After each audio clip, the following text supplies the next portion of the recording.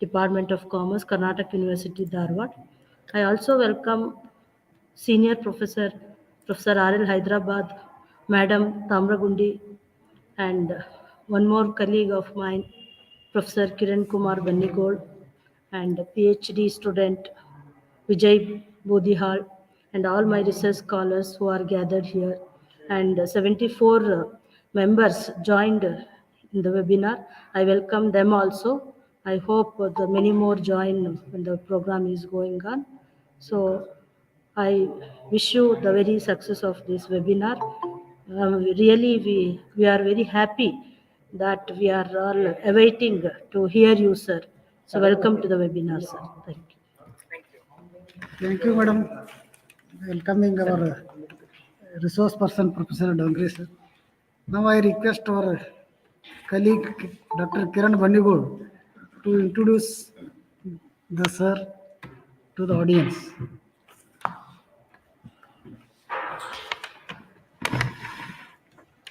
ನಮಸ್ತೆ sir.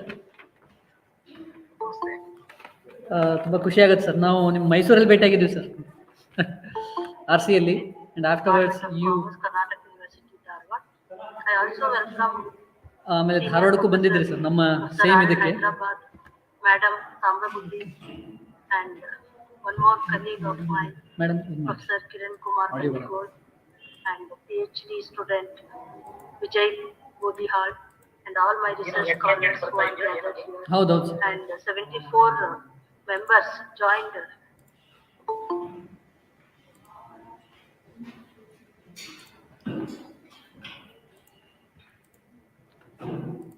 Shall I?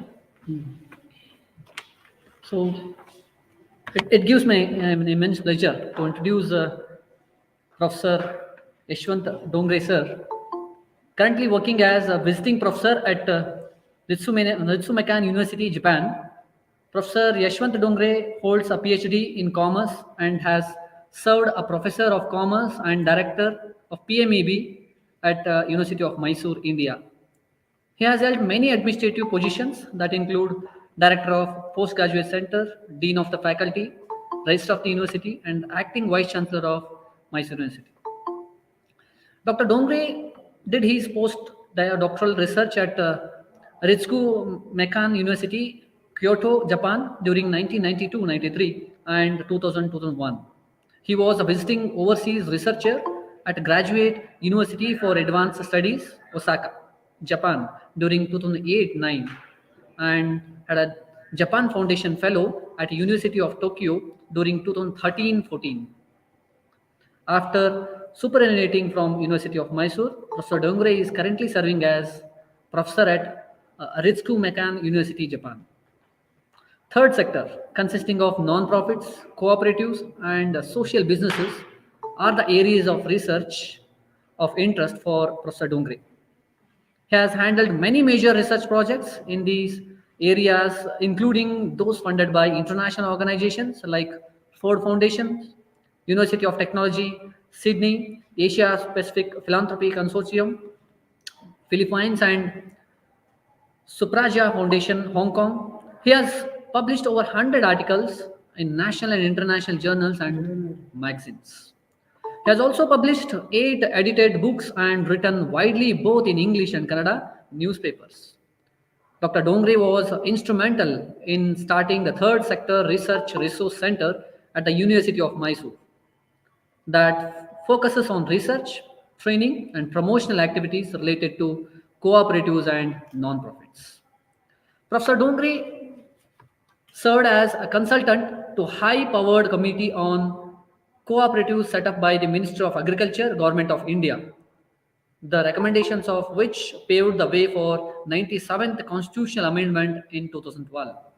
He is actively involved in the activities of International Cooperatives Alliance, Asia Pacific Research Committee. He serves as the co-secretary of ICA AP Committee on Cooperatives in Educational Institutions ever since its inception. His recent publications in the field of cooperatives is the book titled Waking the Asian Pacific Cooperative Potential, published by Elsevier in 2020, of which he is one of the editors. Uh, Sir, we are really happy to have you here, and our students, and of course, we are also eagerly waiting for your lecture on cryptocurrencies. So kindly enlighten us, because we already enjoyed your class like anything in 2019, 18, 19. Please, with all updated data you used to teach us, I know. So please carry on, sir. Okay, let me share my PowerPoint. Yes, sir. You can, sir. You can. You want me to share the entire show or not? I'll allow. Wait, sir. Let me allow you.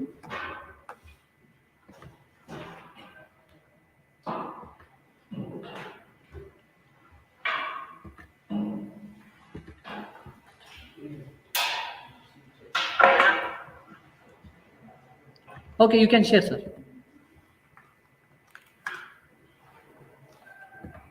Uh, one minute. So ಕೆಳಗೆ ಬರೋ ಥರ ಮಾಡಿ. Sure.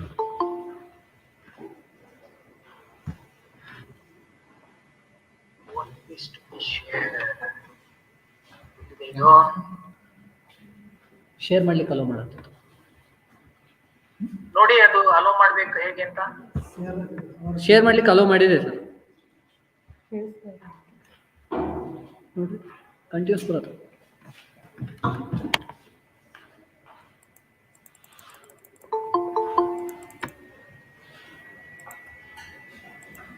What? ಇದಲ್ಲ.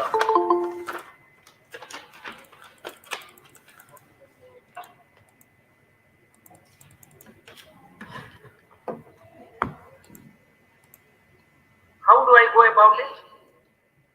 Wait, sir, wait. One second, sir, please.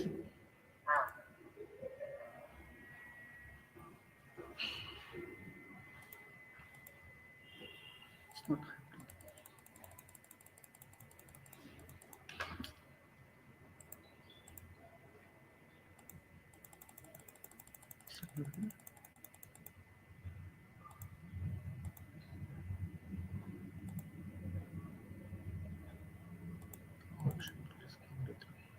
ಜಾಸ್ತಿ click ಸಹಜವಾಗಿ ಮತ್ತೆ ಆಯ್ತು ಒಂದೇ ಜನರಲ್ ಕ್ಲಿಕ್ ಮಾಡಿ ಶೇರ್ ಆಪ್ಷನ್ ಇಸ್ ದೇರ್ ನಾ sir do click on that 1 minute. I am also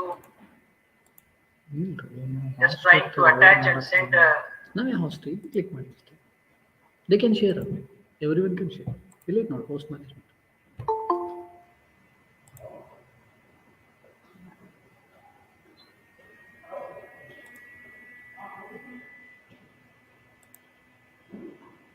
ಈಗ ಶೇರ್ ಮಾಡ್ಬೋದಾ? ಶೇರ್ ಮಾಡಿ ಸರ್. ಶೇರ್ ಅಂದ್ರೆ ಒಂದು ಸ್ಕ್ರೀನ್ ಓಪನ್ ಆಗ್ತಾ ಇದೆ. ಅಲ್ಲಿ ಏನ್ ಮಾಡ್ಬೇಕು? ನನ್ನ ಇದಕ್ಕೆ ಹೋಗೋದು ಹೇಗೆ? I'll call you, sir. One minute.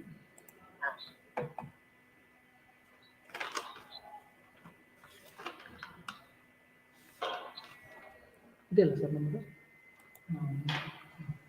ಇಲ್ಲ ಅಂದ್ರೆ I have sent PowerPoint just now to Professor Siraj Selvi's account. From your side, if you can share also, fine. Okay, no issues there also. ಮೇಲ್ಕ sir. Hello hello sir, ಅಲ್ಲಿ middle ಇದೆ ನೋಡಿ, middle option ಇದೆ ನೋಡಿ, ಒಂದು middle option ಇದೆ ನೋಡಿ sir. ಸೆಂಟ್ರಲ್ಲಿ ಅಪ್ಲೋಡ್ ಆಪ್ಷನ್ ಇದೆ ನೋಡಿ, ಶೇರ್ ಸ್ಕ್ರೀನ್ ಆಪ್ಷನ್. ಶೇರ್ ಅಲ್ಲ, ಇದು ಮಾಡಿದ್ರೆ ಒಂದು ಎಂಟೈರ್ ಸ್ಕ್ರೀನ್ ವಿಂಡೋ ಟ್ಯಾಬ್ ಅಂತ ಇದೆ. ಓಕೆ, ಟ್ಯಾಬ್ ಅಂತ ಹಾಕಿ. ಮೊದಲು ಪಿ ಪಿ ಟಿ ಓಪನ್ ಮಾಡ್ಕೊಂಡಿರಿ ಅದನ್ನ ಸಪ್ರೇಟು. ಒಂದು ನಿಮಿಷ ಆಗಿದ್ರೆ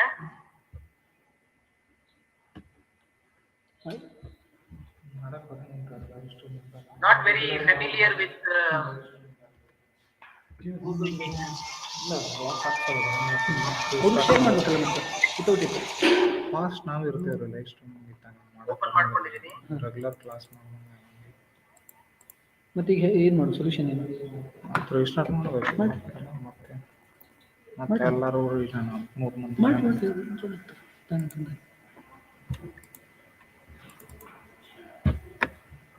ಮಾಡಿರಿ, ಈಗ ತೊಂದರೆ ಇದೆ. ಇಲ್ಲಾಂದ್ರೆ ಆಗಲ್ಲ. ಅವ್ರು ಮಾಡ್ಬೇಕಲ್ಲ, ಮತ್ತು ಪರ್ಪಸ್ ಸರ್ವ್ ಆಗೋದಿಲ್ಲ. ಪರ್ಪಸ್ ಸರ್ವ್ ಆಗೋದಿಲ್ಲ. Please rejoin sir, kindly. Yes sir, mail ಮಾಡಿದ್ದಾರಾ ಸರ್ ನಿಮಗೆ? ಸರ್ ಮೇಲ್ ಮಾಡಿದ್ದಾರೆ ಸರ್. ಇವಾಗ okay, will share sir. Please do send to the mail ID KUD Commerce KUD 0054. Commerce KUD. Sir okay, mail ಮಾಡಿ. ಹಾಂ, logout ಆಗಿ ಸರ್, logout ಆಗಿ login ಆಗಿ.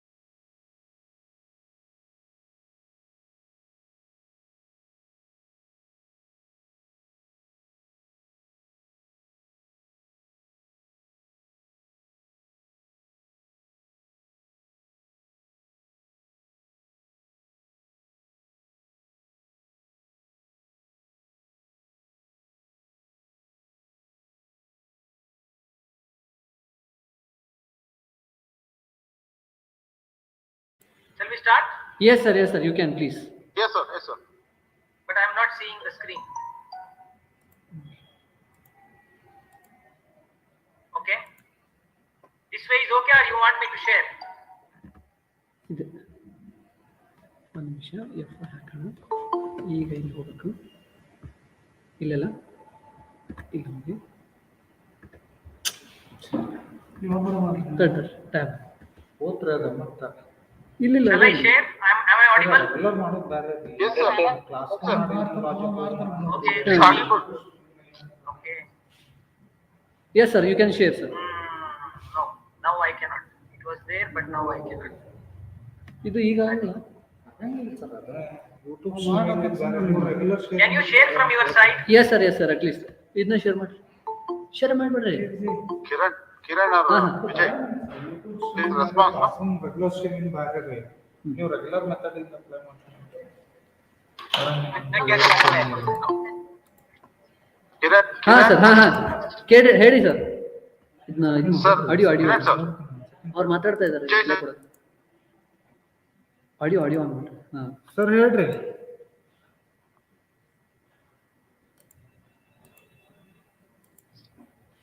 ಹಾ sir. Okay, shall we start? Yes sir. Yes sir.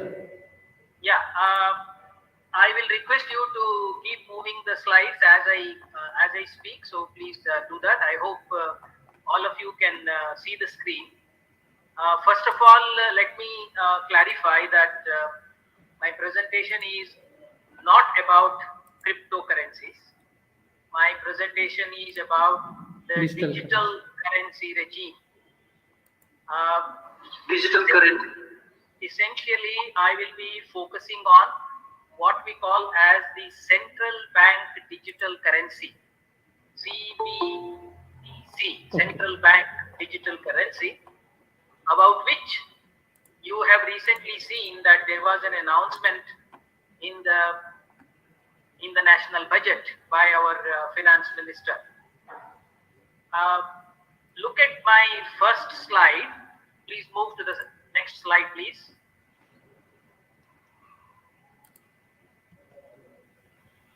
Okay.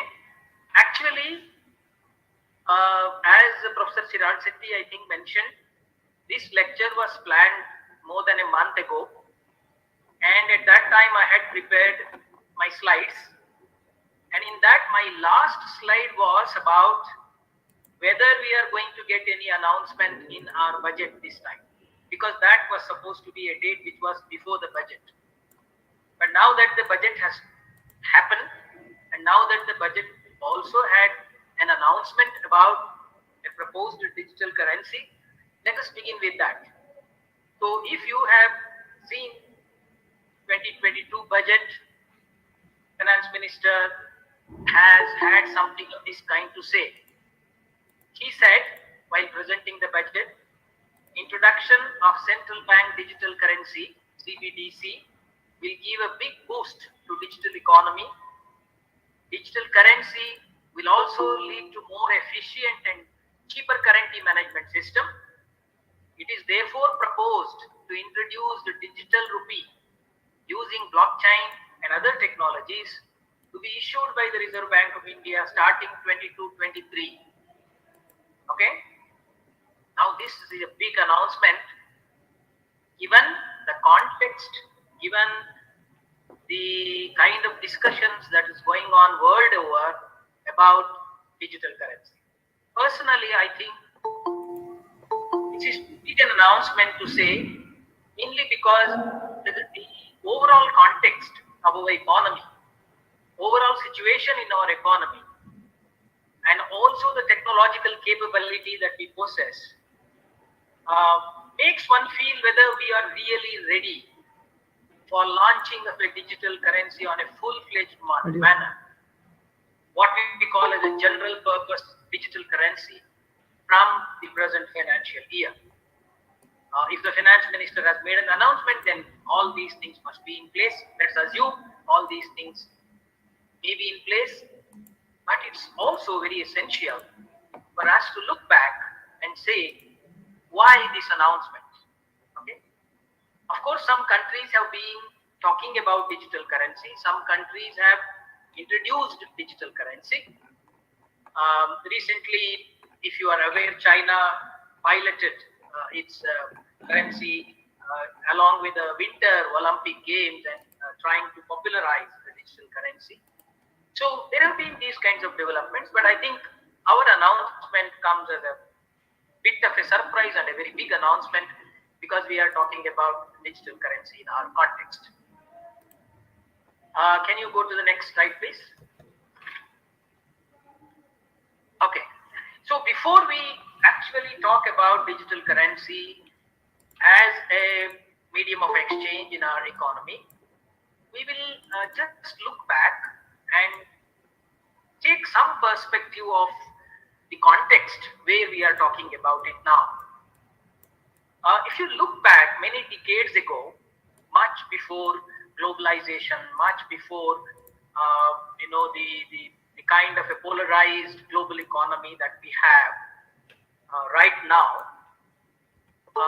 during the period when the global economy was essentially divided into the communist and the capitalist and the non-aligned, those regime, if you look at the kind of writings that were coming up in economics and development theory, the left-oriented economists, the socialists, have believed, the communists also had believed, that one best way of strengthening the economy is to do away with money, because money is evil. So to do away with money. But that may be a dream. I mean, money in terms of a medium of exchange probably is not so easy to be eliminated. And what is evil is, after all, not money. Okay? So money is just an instrument. But how, if money itself becomes an asset, not just an instrument of exchange, money itself becomes an asset, then all kinds of evil things can start happening. So if we have in India a big parallel economy, or in many other countries as well, a big parallel economy or a black economy, whatever you call, to a large extent it is because the money is also seen as an asset and people want to accumulate it and use it without bringing it to the mainstream. Okay. So there is something in what the socialists dreamt of, even though it was not a very tangible kind of a dream at that time. But today we are not talking about eliminating money. We are not talking about removing money from the scene. But we are talking about transforming money, okay? If not money, money that is represented in the form of currency, into a digital unit. That is what we are talking about. Now, there is a long history for the development of this kind that was taking place. For example,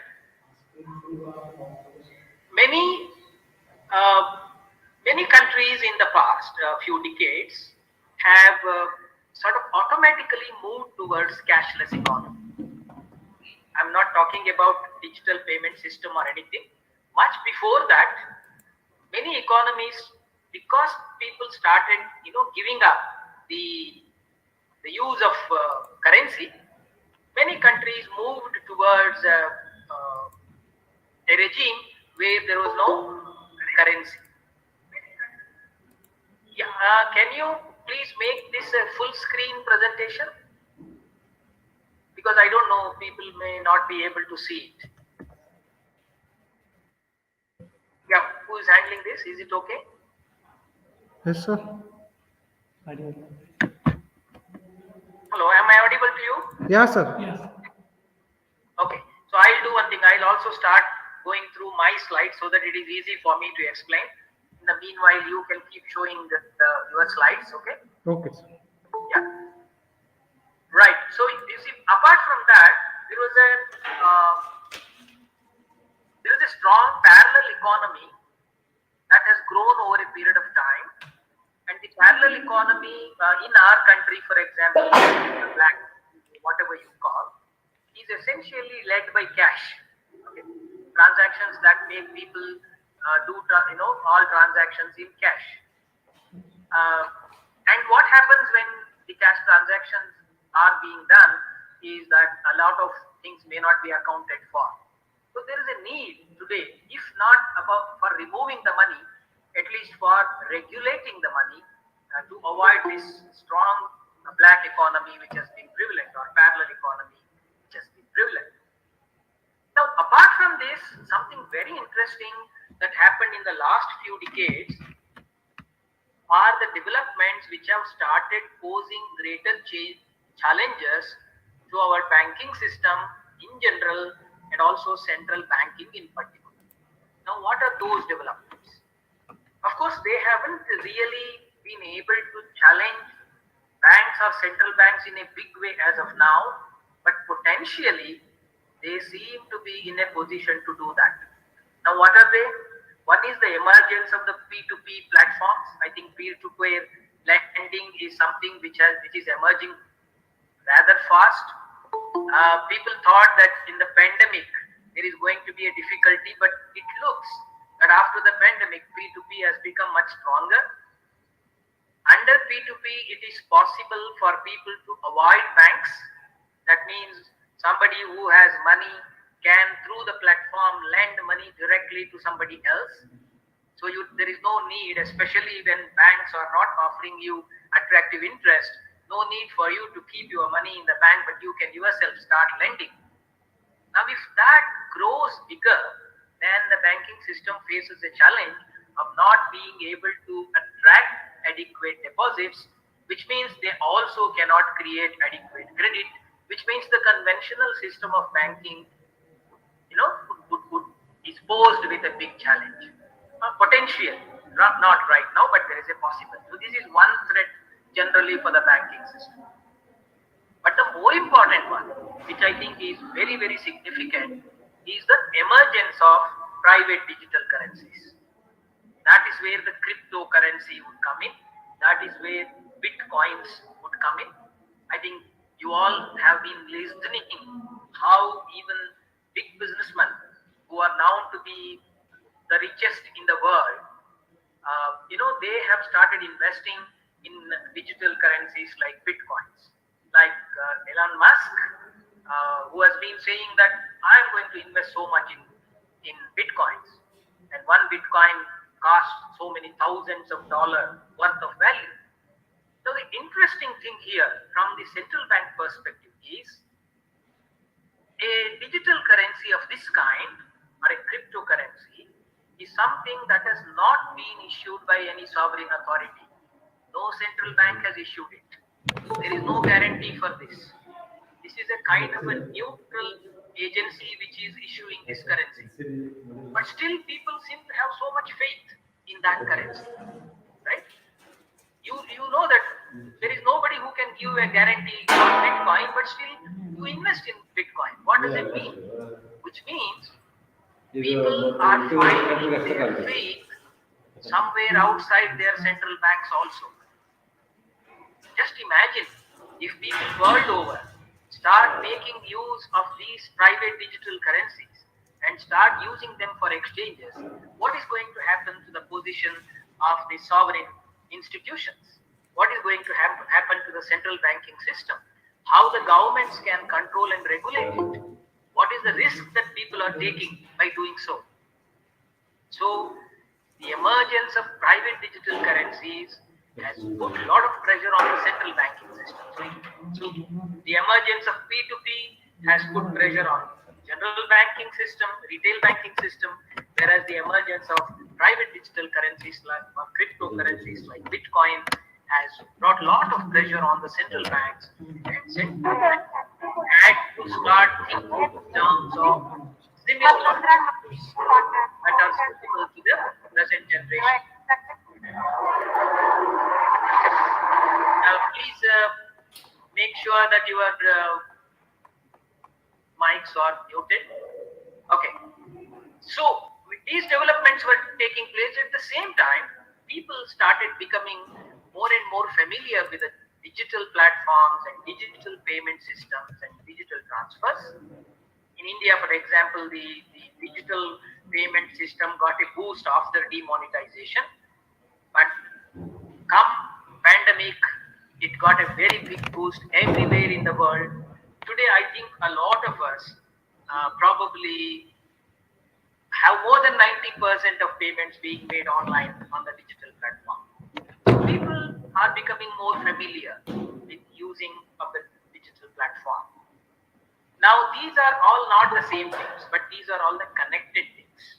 Okay. On the one hand side, there is a big parallel economy that needs to be controlled, and using digital platform is much better to do that, and people are also more familiar now and they have started using these digital platforms. But this will not eliminate currency, this will not eliminate money.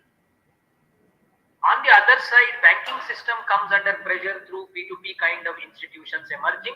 Central banking system comes under pressure through the emergence of digital currencies like cryptocurrencies. So it is this context which has made all the central banks and all the governments to explore the feasibility of introducing the digital currencies. So we have to keep this in mind. Why central bank digital currency is being talked about? It's because of these kinds of developments that have taken place in the past few decades. Now, when the digital currency, private digital currency started coming up, or when the digital payments have picked up, different countries have started different kinds of issues. Okay, they are positive as well as negative. For example, countries like China, they face lot of privacy concerns when the cryptocurrency came up, or when digital payments across countries started happening, the digital platforms started happening. Countries like China felt that there is a lot of privacy concerns here. So it's very, very important to protect the interest of the sovereign institutions. And therefore, countries like China started, coming out with their own alternatives, and they were one of the earliest to launch or to pilot the digital yuan, the Chinese currency digital yuan. And now, as I said in the recent Winter Olympics, it is said that every day some more than $300,000 worth of digital currencies were being transacted in the Olympic village. Okay? So that means they are making their digital yuan familiar to people from different countries. So it is getting ready for a full-fledged launch of the digital yuan. So China started doing this. On the other hand, some other countries in Europe, especially countries like Sweden, they voluntarily, people moved towards a cashless economy. I think almost 20 years ago, the use of cash in countries like Sweden became very, very less. And it made the central banking system there to think, why should we have the paper currency? Now, when people are not using it at all, what is the fun in having paper currency, right? So why not we move towards a digital alternative? So Sweden started experimenting this, trying to move towards digital, currency. A few other countries, especially those countries which are under a zero interest regime, they started exploring other alternatives. For example, Japan, which has been in the zero interest regime for quite some time now, where if you keep your money in the bank, you don't get any interest. Okay. So the money, you are happy that the money, they don't charge you at a day may come where you are not keeping money in the bank. So they have a zero interest regime. There the government and the companies which employ thousands of people, they started thinking of a possibility. Why not we credit the salary of the employees directly to their mobile wallet? That means no bank account, right? You can avoid banks. You don't have to keep it in the form of a deposit in a bank, because deposit anyway will not fetch you anything. So why not we directly credit this in digital form to the mobile wallet, and from the mobile wallet you can go on doing the transaction. They started experimenting with that. So this is another digital alternative that some countries thought about. Some other countries which actually started using digital currency in a big way, like Uruguay, for example, they recognize the need for lower cash maintenance cost and financial inclusion. So Uruguay is a developing country, not highly developed. So they came out with a digital currency because they wanted to do both. One is cut down the cost of maintenance of cash, that is currency system, and also financial inclusion, because once it is digital, it is easy to bring people in, easy to track people, right? So these are some of the developments that were taking place in the last few years, or maybe a decade or a decade and a half. And in the meanwhile, COVID came. So after the entry of the COVID-19, everywhere digital payments, digital settlements, digital transfers, okay, use of, we use the UPI. It is such a beautiful software that helps you to make payment across different kinds of retail, wholesale, all kinds of payments. So these kinds of systems have started becoming more. So the central banks started hurrying up the idea of trying to introduce the digital currency. Now, before moving on to the digital currency regime and its technicalities, I have to again talk a bit about private currencies, because the evolution of and global preference for private digital currency has both enhanced the investor base and also challenged the foundation of sovereign fiduciary institutions. What I'm trying to say here is the basic underlying principle of money management within the frontiers of a nation headed by a central bank gets challenged in such a big way that people will shift their faith from such sovereign institution to something which has nobody. It has two elements in it. One element of it is the weakness of our present central banking system, that something is wrong, that people can do this. The second one is the kind of innovative alternatives that are possible in a technology-driven world. Right? It's a huge thing. So you are contemplating the possibility of something which you have never envisaged. There is a possibility with digital currencies like Bitcoin to have a real global currency. It doesn't belong to any one country. It doesn't belong to any one institution, right? So that kind of a world also exposes people to a lot of risk. So people need protection. A lot of people who doesn't understand these things, if they start making investment, they will lose everything. So it needs to be controlled. At the same time, the identity of the sovereign fiduciary institutions also need to be protected. This is very, very significant. The market rate of cryptocurrencies like Bitcoin indicates that people across globe have faith in private or neutral monetary units, right? So this poses a threat to entire banking system. Therefore, alternative currency system is imperative. It is necessary that something is to be done in such a way that you use the same mechanism, the same technology, and try to provide people with a safe digital alternative, so that people will not, fall prey to that high risk kind of proposition. And also the institutional sovereignty and national sovereignty could be protected. So this is the background in which we have to understand the move towards digital currency and think about the technicalities of digital currency. Okay, with this background, let me come to the idea of a central bank digital currency. So what is a central bank digital currency that the finance minister proposed, that I am going to talk about? I have looked at different sources, including a lecture that was some time ago given by the Deputy Governor of Reserve Bank, and then some scholarly articles written on this issue, and then experiments done in some countries like Bahamas, one of the earliest to introduce digital currency, etc. And I am trying to just give an overview.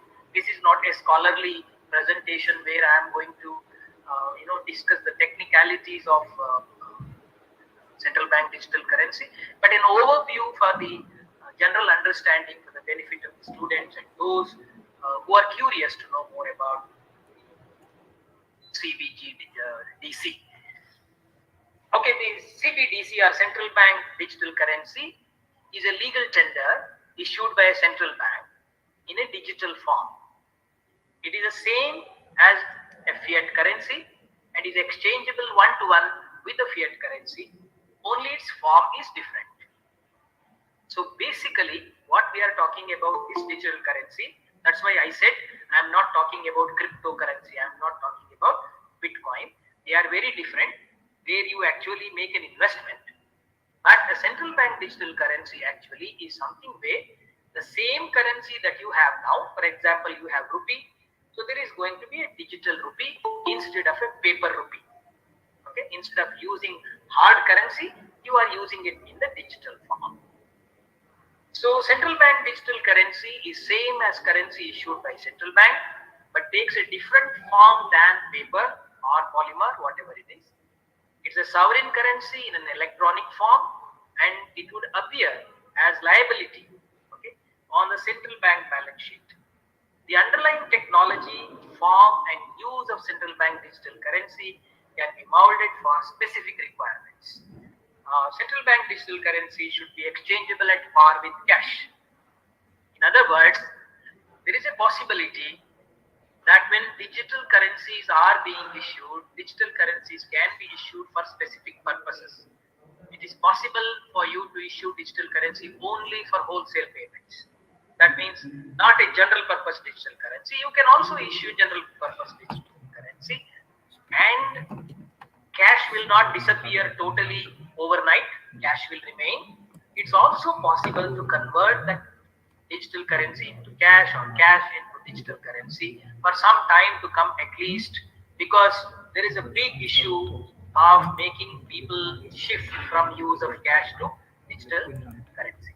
In any case, when we are talking about the concept of central bank digital currency, we are primarily talking about a change in the form.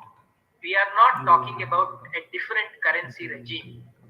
We are talking about a currency, same unit issued in the digital form, which means paper currencies are going to be phased out and digital currencies will come into existence. So you don't count your cash, right? So it simply appears on the ledger, or maybe you can access the bank account, or you can directly access a wallet if it is used, and you can find out how much cash you have, and you can make all kinds of payments in digital mode.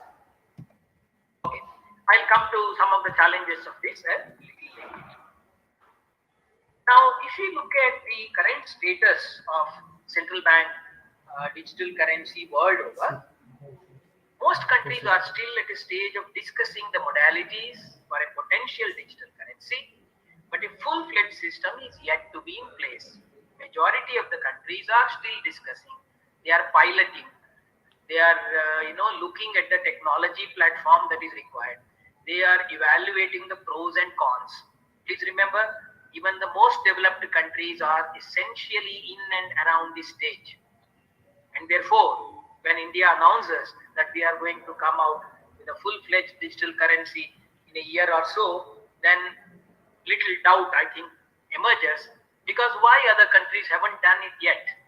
Why Europe hasn't done it? Why United States hasn't done it yet? Why China, for example, hasn't done it yet in full scale? So they are discussing these modalities.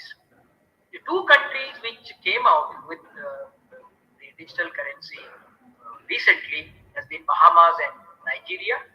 In 2020, they launched full-length digital currencies. China is among the front runner. I have already said this, that there is a digital currency, digital yuan. They are experimenting with it, and they are introducing this in a big way to the world. And in all probability, the real full-fledged big economy digital currency might start from China in a few months to come, or maybe a year to come. And I'm sure they are looking at the possibility of the strength of that digital currency, given the nature of global business that China has, both in terms of trade and investment, right? Given that, I think they are exploring this. So this is what is happening around that. Come to India, like other central banks, Reserve Bank of India has also been exploring pros and cons of introduction of the central bank digital currency for quite a few years now. And central banks across the globe are engaged. There is a lot of give and take between them. A few countries have also introduced and piloted it. In India, a high-level interministerial committee constituted by Ministry of Finance, Government of India, to examine the policy of legal framework for cryptocurrency or virtual currency recommended that a digital fiat money should be introduced in India. This was just about 3 years ago that the committee recommended that one way of trying to counter the cryptocurrency spread is for Reserve Bank of India to come out with a digital currency. RBI is working towards a phased implementation strategy and examining the cases which would be,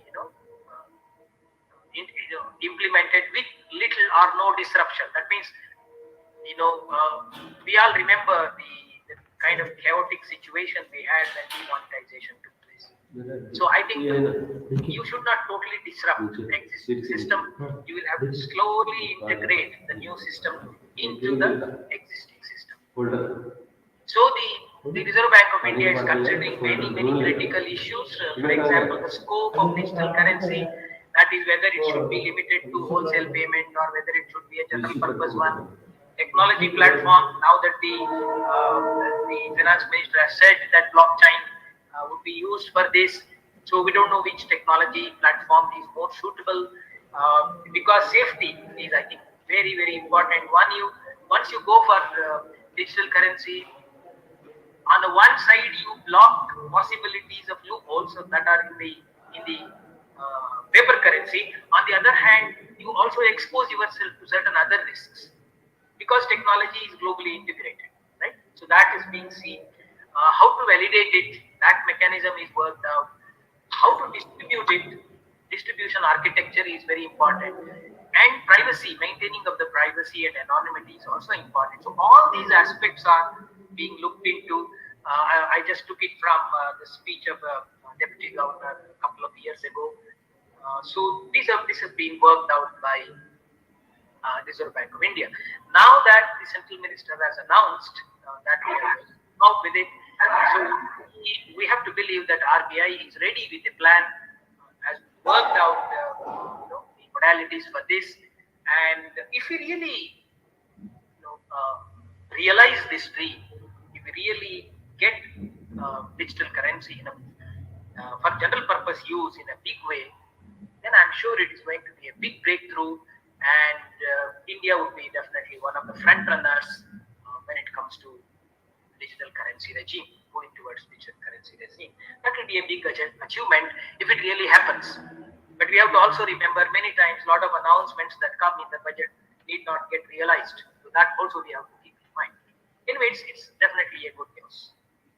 Now, having said this, we will briefly look at some dimensions of the central bank digital currency in terms of what are the specific benefits that we would get, and also what are the challenges that we have to face in the process of moving towards digital regime. Sorry, I forgot about asking you to keep changing the slides. I'm in the now 9th slide, benefit. So if you have not changed, please go to that. I have just a couple of more slides to discuss. Okay, one biggest advantage of having the central bank digital currency is the real-time payment and settlement. For example, now if you are making money transfer, there is a time lag between your actual transfer and the settlement. Earlier, of course, when the settlements were done through a written check, a physical form check, it used to take 3-4 days. But now I think with the digital transfers that are taking place, it is taking maybe a couple of hours because validation is required. In any case, it has to go through a settlement process. Without a settlement process, it cannot be done. But if there is going to be digital currency, which is directly linked to the Reserve Bank of India's liability, then it is possible that all payments will be real time. That means you make the payment now and immediately that is made available. Much quicker and much accurate than the presently existing digital transfer system. That's one advantage. And the this becomes a great advantage, especially when you are making global payments, when you are making global transfers. Right now, at the domestic transfer, I think we are almost real time, but when it comes to international transfers, we are not real time, right? So the settlement is taking time. Now, if this happens, then even global transactions could be on real time basis. Second one is there is no need for the safe keep of the money in the form of bank deposits because it's a digital currency. You don't have to think in terms of making safekeeping of it. Now, for example, you cannot keep hard cash with you because there is every possibility of you losing it, right? So you have to keep it in the bank in order to make sure it is safe. In the paper currency, in the digital currency system, no more that issue is there, right? So safekeep question will not come. You don't have to keep the money in a bank just to just for the safekeep, right? Other one very important one is enhanced effectiveness of monetary policy.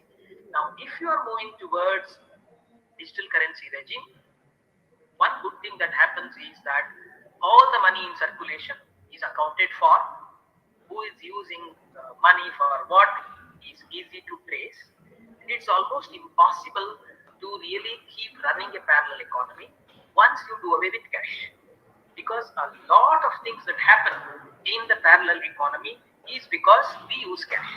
We often encounter retail traders who would say, for example, you want to make them a payment, and then you say, shall I do online transfer? They'll say, please give cash. And if you want to make online payment, then I will, you know, you will have to pay GST 12%. So if you give me cash, you can avoid that. Many times we get tempted. Okay, I buy something 10,000 rupees worth, and if they say I am saving 12% of that, I'll be tempted to do that and tempted to make a cash payment. And this makes the parallel economy become stronger and stronger.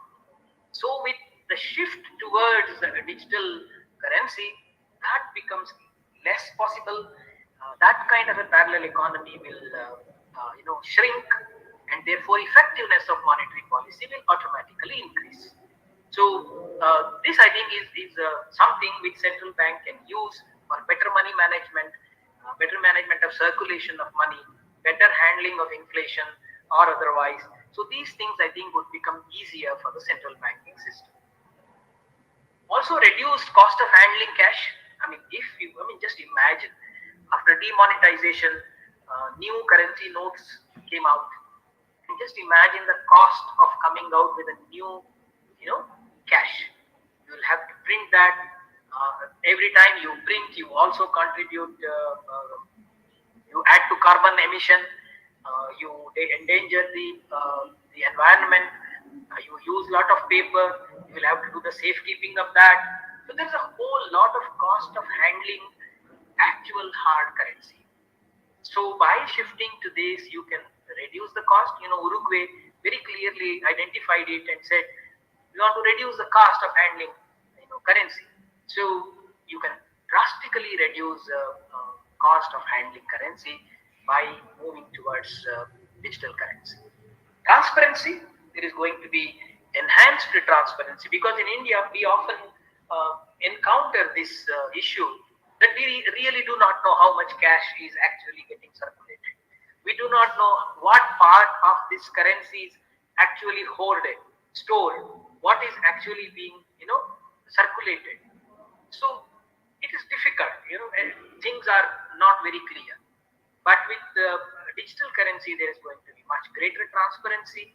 So it is easy to track, it is easy to monitor, and also it is easy to enforce certain fiduciary discipline with people, with institutions, all of them. So there is going to be enhanced transparency. Like this, there are many, few others as well, but these are, I think, very clearly visible benefits of moving towards a digital currency regime.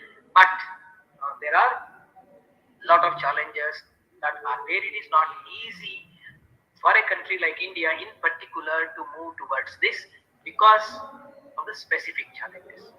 one most important challenge is of reducing the use of cash and moving towards a cashless system. Just a few years ago, Reserve Bank of India did a pilot study to find out what is the preference of people for making payments. And it found that both in general and particularly in case of the small transactions, people still prefer, a large majority still prefer cash for the purpose of settlements. In case of the larger payment, it is more than 50%, around 60% still prefer cash. Whereas in case of the small payments, if you are looking at something like a transaction which is around 500 rupees or 1000 rupee every time, then more than 85% of the people still prefer cash. So which means we are still in that mindset of using cash. When there is a bigger amount, maybe you are paying 50,000, you are paying a lakh or more than that, you may prefer digital transfers because you may feel that it is better to keep track of that. A lot of people probably do that as well in cash in our country. So this attachment to handling of the cash and the anonymity and privacy they get by transacting through cash is enormous. So can we really convince all our people, all our individuals, all our small traders to move towards a digital currency, which will totally take away their privacy and anonymity, right? So this is really a big challenge. I think this is the biggest challenge because many countries have found that even though people are very well informed, somehow they are not able to reduce the use of cash, right? So in our country, I don't know whether we really succeed in this. I feel that maybe when it comes to wholesale payments, digital currency might become more successful or maybe easy to implement, whereas for the general purpose, it may be slightly difficult. I'm not sure. Of course, I'm not technically very competent to make a comment on this, but that's the impression I get. Second one is development of appropriate technology. Now, this technology platform is very, very critical. What technology, in what way you are going to use it? Technology is something that should take care of all the details of the currency. It is something that makes it foolproof. It is something that is easy to use. There are many features on the technology side. Okay, so safety should be there, easy to handle should be there. People should have absolute faith. This is very, very important. Why lot of people, lot of educated people also refuse to go for online banking? Because they somehow do not have full faith that online banking is very safe. So I have seen a lot of my friends, not having a online bank account because they think that it's not safe. So in that kind of a situation, we need a technology that will convince everybody that this is safe, which again is not very easy. It's quite a big challenge to really overcome. Evolving a legal system may not be as difficult as convincing people to reduce cash and technology, but it's also important that we need an appropriate legal system to put this digital currency in place. That also needs to be worked out at quite a level. Reducing the negative impact on banking system. Already, as I said, platforms like P2P are bringing pressure on our conventional commercial banking. Now you come out with a digital currency system and then you say, for example, there is no need for people to now keep their money in the bank. Okay, of course, if it is rewarding, if the banks are giving you good interest, you might keep, otherwise no need for you to go to that. So which means there is a possibility that banks will lose part of their business, banks will lose part of the inflow of the capital they have, which is very, very necessary for them to create credit. So there is going to be some negative impact on the banking system. And remembering that our banking system is already under pressure, our banking system already has issues of NPA, other things. So these kinds of new developments might add to the problems, and that also need to be taken care of. There will have to be a safety net created for the banks as well. Lastly, ensuring safety and privacy for the currency as well as for the user, both. Your currency, digital currency, need to be safe. It has to ensure privacy, and the user, from the user end also, there is safety and privacy that is required. For example, if all your monetary strength is in the digital form, and if a hacking takes place, and if somebody takes away your money, what are you going to do? Remember, this happens even with the cryptocurrency now. This happens with Bitcoin or other cryptocurrencies. People are hacking the cryptocurrency exchanges and taking away the money. And because it is not a legal tender, those who have invested in that, they are helpless. Now, similarly, when a technology platform based digital form of currency is your asset, if that asset is taken away by somebody, then what is, how to ensure that it doesn't happen, basically. So these kinds of challenges are there. I'm personally not very sure whether we have found an answer to all these things, but if we have found an answer and we are ready with all the safety nets, it's a great news. In any case, we can expect, if not in this very year or next year, a few years down the line, the world is going to change, see a big change in the currency system. Almost all countries, all the central banks will be moving towards a digital currency regime, because it's a question of their own survival. If they need to survive, they have to do this. And from then, there can be very interesting other changes. One big dream that has been talked about a lot, but which we did not realize, is having a global currency. A currency which is accepted in all countries, a currency which carries a kind of a easy, conversion, easy value assessment across globe. We tried to do that once through International Monetary Fund by issuing special drawing rights, but we all know that special drawing rights, really, we called it paper gold, but it hardly had the value of gold or paper or currency or anything. We all know the story of special drawing rights, which of course I have stopped long ago. So there is this big dream of having that kind of global currency, and maybe the central bank digital currency regime that would unfold in the next few years can be a big stepping stone for us to move towards a global currency regime. So if that happens, it is really good for the humankind. It is good for the global economy, because global economy can definitely grow much faster with that. So finally, I would just say that central bank digital currency is inevitable. It is going to come. That is the best way of keeping with the technology driven world. That is the best way of keeping up with the present generation, who I think are all essentially so much fascinated with a living style with technology. Therefore, obviously, it's very important, and it is also something very good, given the kind of impediments that we face, like pandemics or war or any of those things. So we can avoid the losses that would occur through such disasters if there is going to be a digital currency. So let us hope that India would move towards this announced system quickly, safely, and few years down the line, we will all be meeting here to talk about our experiences of living in a digital currency system. So this is from my side. I'll be happy to interact with you.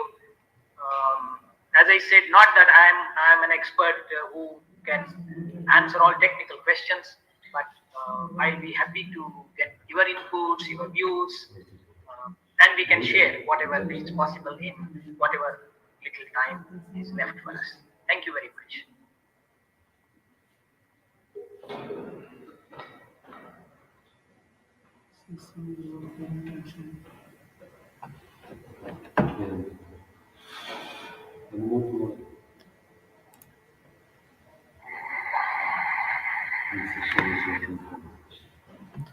The session is open for discussion. So if you have any doubts, please you can just raise your questions or you can ask about your queries.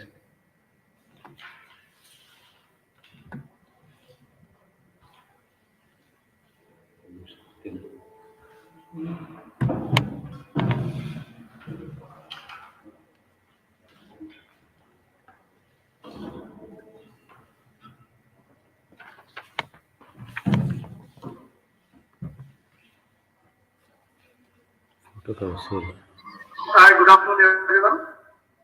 Hi, sir. Hi, the Department of KUD Commerce. Yeah. This is Ravi Kumar, Yeah. Siddheshwara College.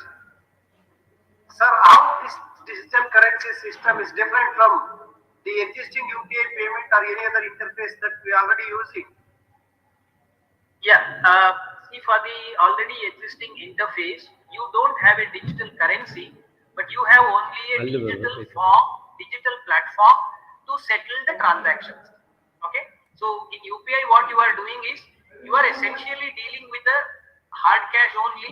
You are essentially doing with your regular money only, and this money is held in the form of deposit with the bank.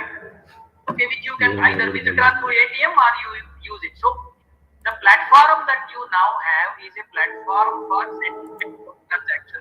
It is not a digital currency. Because when the central bank is not issuing any digital currency as of now, its currency is only paper currency. Now, central bank digital currency is going to be a system under which Reserve Bank of India actually issues currency in the digital form and transfers it, okay, or distributes it in any mechanism that it is going to evolve for that purpose, right? Sir, good evening, sir. Namaste. Namaste. How are you, Professor Hyderabad? Namaste, sir. How are you, sir? I'm very happy. Yeah. Thank you. ನಾನು ಸ್ವಲ್ಪ class ಇದ್ದಿದ್ದಕ್ಕೆ ಲೇಟಾಗಿ ಬಂದೆ sir. I'm sorry. It's okay, sir. Sir, how are you, sir? I'm fine. You are there at Mysore only, sir? Right now, yes. Yeah. Sir, I have just one question to you on this topic. Just maybe my say confusion. I would like to ask you, what is the relationship between literacy level in a country and a digital currency? Any relationship? Yeah, I mean, we normally believe that one has to be, I think, fairly educated to understand the mechanism of digital currency and be able to handle things like digital currency. Yeah. This is a normal understanding. Yeah, normal And therefore, we believe that it is much easier to implement such mechanisms when you have higher level of literacy. Literacy. This is normal understanding, but we have exceptions. For example, look at the UPI now. Yeah. Somebody who is selling vegetables on the roadside also now puts up a phone pay or a Google Pay kind of a scanning system and asks you to make payment digitally. Yeah. So I don't think the person who is selling vegetable there or a vendor on the roadside is so literate or so educated, but they do it.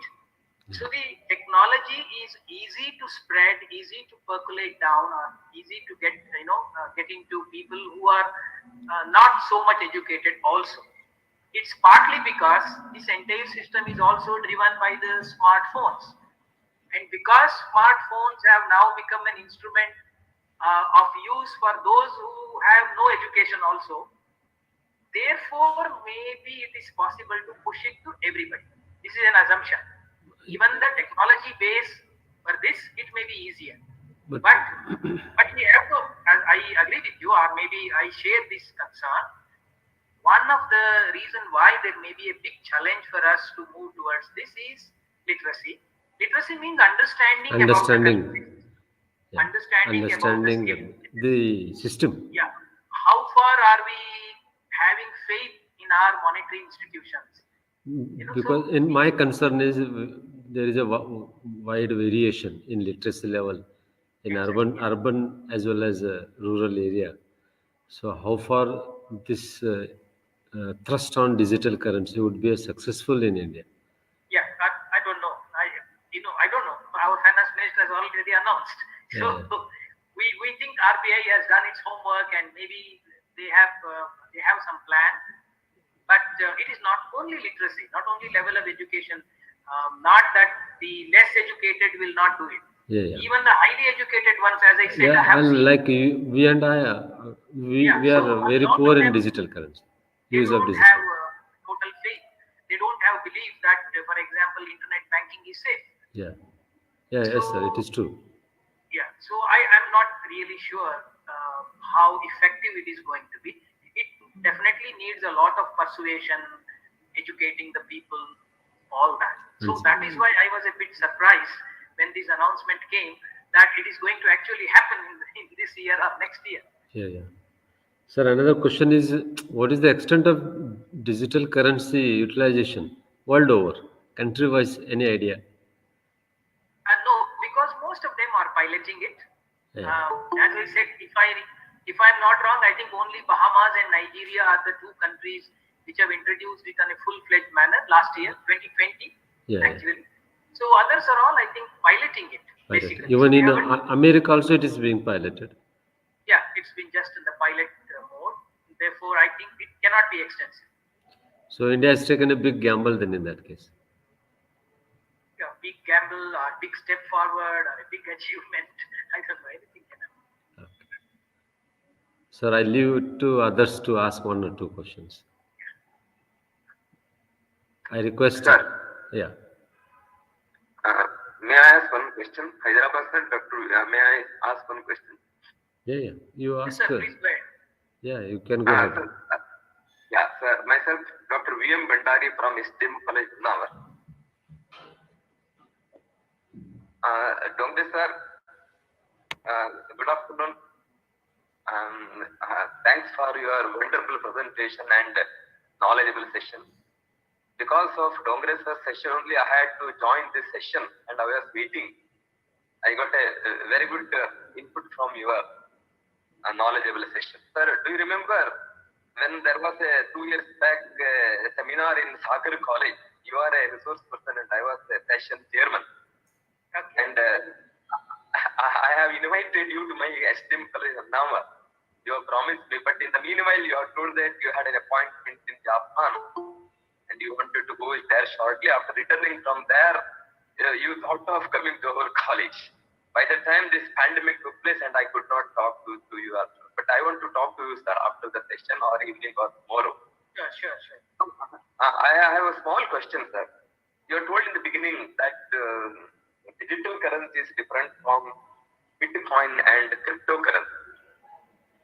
And I'm told, and I read in the very many articles that this cryptocurrency or Bitcoin are not legal tender money in India. But Indians are investing in either Bitcoin. I'm told by many people that many are investing in Bitcoin or cryptocurrency. Then it is not illegal tender money in India. If Indians are investing in that, will it bring an income to the Indian economy? Okay, now let's first look at the difference between the two. As I said, central bank digital currency is an official currency issued by Reserve Bank of India, like the present paper currency. There is no difference except the form. Whereas other cryptocurrencies, which we call as private digital currency, mode is digital. In central bank digital currency also, it is in the digital mode. Cryptocurrencies are also in the digital mode, but the cryptocurrencies like Bitcoin are not issued by any fiduciary authority. Actually, it is an anonymous person who is supposed to have created it with a formula that you can actually mine it. That means you can search and in the internet you can mine and create it for yourself, right? Something of that kind. I have not invested, so I don't know how it is going to be. So that's it. So what people are doing in India or elsewhere is, in India it is not a legal tender, but it is not declared illegal. See, it is not an illegal instrument, right? At your risk, you are making an investment. But the problem in India is that if you track it, then you are allowing your people to get into a kind of gambling. You may benefit from it, or you may have to face a big loss. And if all people start, small people think that now that there is no good interest in the bank deposit and all that, and stock market is very, very, fluctuating. So why not, and please remember, in the television, if you see many advertisements are coming for investing in cryptocurrencies, right? Yeah. So that is because even though it is not a legal tender in our country, it is not illegal. Yeah. Okay. Yeah. So but it is at the people's own risk that they are making their investment. And people think, I think in the long term, probably some of them will think that all cryptocurrencies will be legalized, and at that time they can exchange it for currency here. Or some of them may think that, okay, if I cannot encash it in India, I can encash it in some other country. That possibility is there. And if I cannot exchange it for goods and services in India, I can do it in some other country. So there can be different kinds of thinking, people who are investing in it, but it is still a big risk, mainly because the market value of cryptocurrencies are also fluctuating a lot. But we have to remember that some of the big names in the global business, who are highly respected billionaires in the business world, they are openly saying that they are investing, right? So which encourages people, and they think that, okay, if Musk is investing, Bezos is investing, why not I? Right? Okay, so some people invest, but it is at your own risk. But you know that the Reserve Bank of India and Government of India is thinking and looking at this issue, how to handle it. And one of the reasons why RBI is coming out with the digital currency is to counter this. But the whether income earned from this investment is taxable in India? No, you don't know, because Yes, taxable.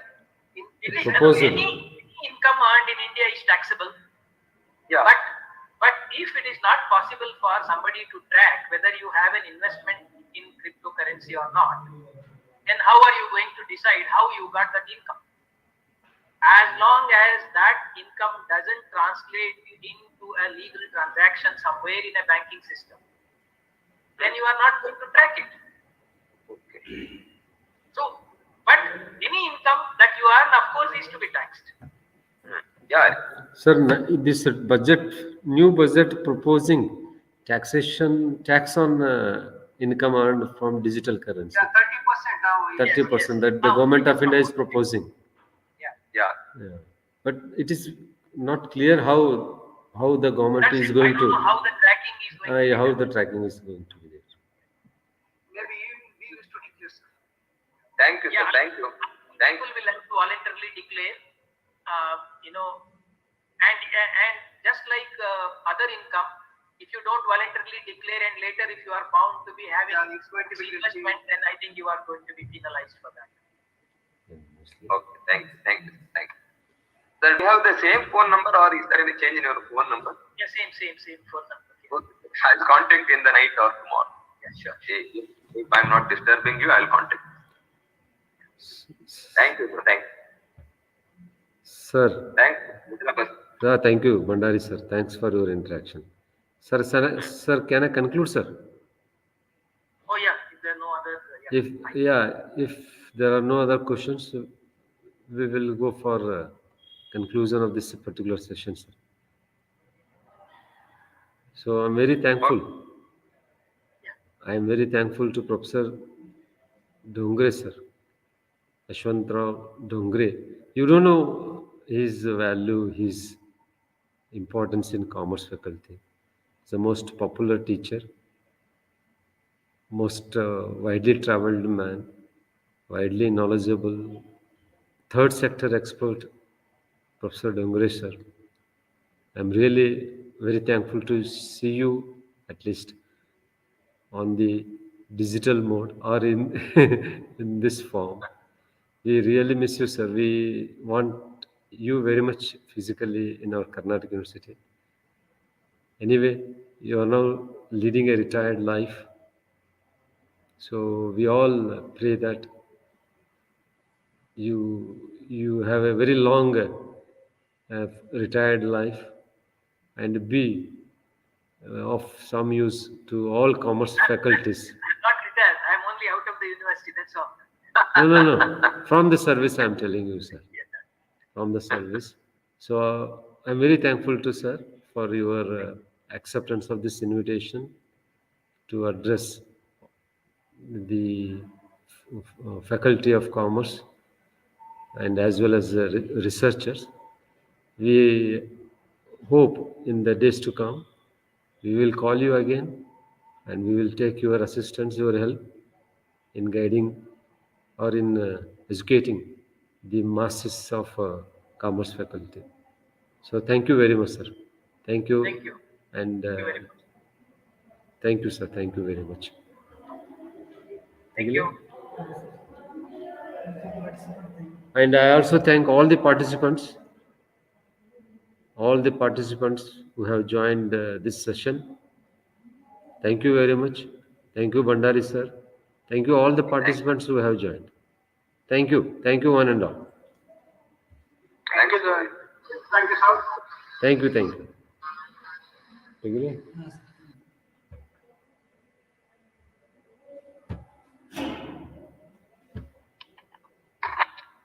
ಬಂದ್ಮೇಲೆ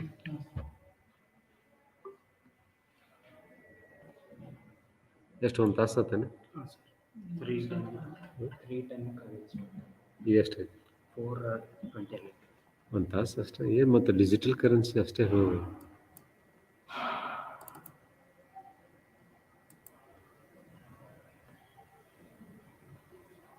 ಹೂನ್ set ಬರ್ರಿ ಒಂದು ಚಾ ತರಕ ಒಂದು ತಾಸು ಆತ ಒಂದು digital currency ಇನ್ನೂ ಲಾಂಚ್ ಆಗಿಲ್ಲ